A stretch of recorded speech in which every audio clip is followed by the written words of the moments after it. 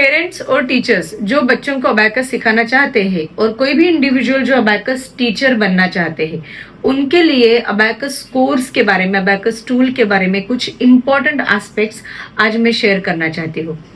जैसे कि ये अबैकस टूल है, तो ये कहाँ से आया है, ये कौन सा अबैकस टूल है, जापानीज है, चाइनीज है, ये सब चीजों को फिलहाल तो हम बाजू में रखते हैं। We will not think about that in this video. ये अबैकस ऐसे कहा जाता है ना कि अबैकस का बेनिफिट क्या है कि बच्चों की मेमोरी पावर बढ़ती है, बच्चों का कैलकुलेशन स्पीड बढ़ता है, फोकस बढ़ता है, विजुअलाइजेशन बढ़ता है।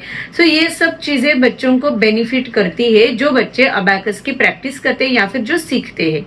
तो ये भी बातें कुछ हद तक सही है, तो ये बेनिफिट्स भी होते हैं।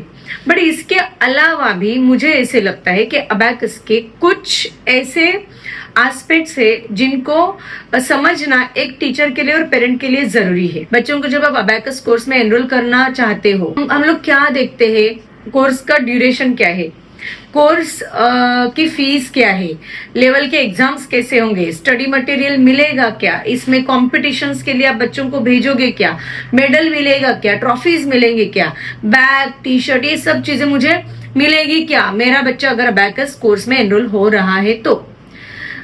पर मैं आपको एक बात बता दूं, पिछले 16 साल से मैं अबैकस सिखा रही हूँ, बच्चों को सिखा रही हूँ, टीचर्स को ट्रेन कर रही हूँ, कुछ स्कूल्स के लिए मैंने प्रोग्राम्स डिजाइन किए हैं, उनको एज अ सब्जेक्ट किस तरह से अबैकस स्कूल करिकुलम में आना चाहिए, इस पे मैंने काफी काम किया है। कंसिडरिंग एवरीथिंग, ये सब करते करते मेरा जो अबैकस के बारे में एक्सपीरियंस है, मेरा जो दृष्टिकोण है, उसमें अभी जो मैंने कहा कि कोर्स का ड्यूरेशन, लेवल, एग्जामिनेशन, ये सब चीजें एक साइड में है, मतलब ये एक पकड़ते हम, ये एक पार्ट है। अभी इसका दूसरा पार्ट क्या है, अगर बच्चे कंपटीशन में नहीं जाएंगे तो अबैकस का बेनिफिट है, अगर बच्चे लेवल वाइज कोर्स नहीं करते तो अबैकस का बेनिफिट है, अगर बच्चे एग्जाम नहीं देते हैं तो कोर्स का बेनिफिट है। ये सब जो भी क्वेश्चंस, मुझे लगता है ये क्वेश्चंस भी एक पेरेंट और टीचर के तौर पे हमें सोचना जरूरी है। सिस्टमेटिक लर्निंग के लिए, स्ट्रक्चराइज लर्निंग के लिए ये स्ट्रक्चर जरूरी है, जिसकी वजह से हम कुछ डिसिप्लिन में आके बच्चों को सिखा सकते हैं और बच्चों के लिए भी एक कोर्स का एक डिसिप्लिन मेंटेन रहेगा। तो ये एक पार्ट हुआ। दूसरा पार्ट मैं इस तरह से देखती हूँ, अबैकस का सबसे इंपॉर्टेंट बेनिफिट है वो है कि डिसीजन मेकिंग एबिलिटी बिल्ड होती है। ये जो एबिलिटी है, इसका बेनिफिट क्या है, चलो डिसीजन मेकिंग बच्चों के लिए जरूरी है, ऑफ कोर्स जरूरी है। अच्छा, ये डिसीजन मेकिंग किस में डेवलप होती है, बच्चों में। इसका एज ग्रुप सिर्फ 4 to 14 है, नहीं, जो भी पर्सन, आपके चाहे स्टूडेंट हो, बच्चे हो, या आप खुद अबैकस प्रैक्टिस कर रहे हो, अबैकस के कॉन्सेप्ट सीख रहे हो, तो भी आप ये देखोगे कि आप में भी कुछ हद तक डिसीजन मेकिंग एबिलिटी डेवलप हो रही है। कैसे, इस टूल पे ना जब बच्चे एक्चुअल कैलकुलेशन सीखते हैं, या फिर कोई भी टीचर ट्रेनिंग में भी अगर कोई कैलकुलेशंस इस पे सीख रहे हैं, इस पे प्रैक्टिस कर रहे हैं, तो उनको माइन्यूटली कुछ डिसीजंस लेने होते हैं। जैसे कि बीड की इमेज अभी क्या है, बीड की मूवमेंट क्या है, उसका पोजीशन क्या है, बेस्ड ऑन दैट, समझो बीड का पोजीशन है 1 अपर बीड 1 लोअर बीड। आपको शायद टेक्निकल कंसेप्ट ये समझ में नहीं आएगा अगर आप अबैकस के टेक्निक्स नहीं जानते हो तो, बट दैट इज ओके। मैं जस्ट आपको बता रही हूँ, अगर बीड की पोजीशन एक पर्टिकुलर पोजीशन है, एक अपर बीड है, एक लोअर बीड है, और उसमें अगर मुझे 7 ऐड करना है तो मुझे क्या करना है। अबैकस ट्रेनिंग में क्या होता है, मुझे एग्जैक्टली कौन सा फॉर्मूला अप्लाई करना है, कौन से बीट्स की मूवमेंट करनी है। अगर आप ध्यान से देखोगे तो जब भी अबैकस बीट्स के मूवमेंट्स आप करते हो, मतलब आपके बच्चे करते हैं, और जब वो फॉर्मूला अप्लाई करते हैं, जब वो कॉन्सेप्ट को सोच रहे हैं, दिमाग में उनके दे आर क्रिएटिंग समथिंग, उस वक्त उनको नेचुरली डिसीजन लेना पड़ रहा है। That is the decision they are taking. 6 में मुझे 7 ऐड करना है, मतलब यहाँ पे मुझे XYZ फॉर्मूला अप्लाई करना है। ओके, मतलब उस 6 के बाद 7 ऐड करने के बाद then the bead movement is this, वो मुझे ध्यान में रखनी है।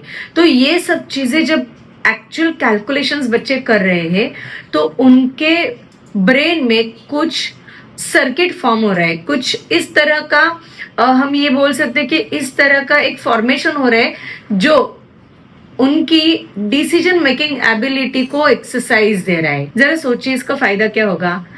एक तरह का जब प्रैक्टिस करके लॉन्गर ड्यूरेशन के लिए बार बार उसी एबिलिटी को पुश किया जाता है, तो ये एबिलिटी एक बार फॉर्म हो चुकी है। जैसे कि जब बच्चे खुद के पैरों पे खड़े होते हैं, छोटे बच्चे खुद के पैरों पे खड़े होने की क्षमता उनमें आती है, ये एबिलिटी बिल्ड होती है।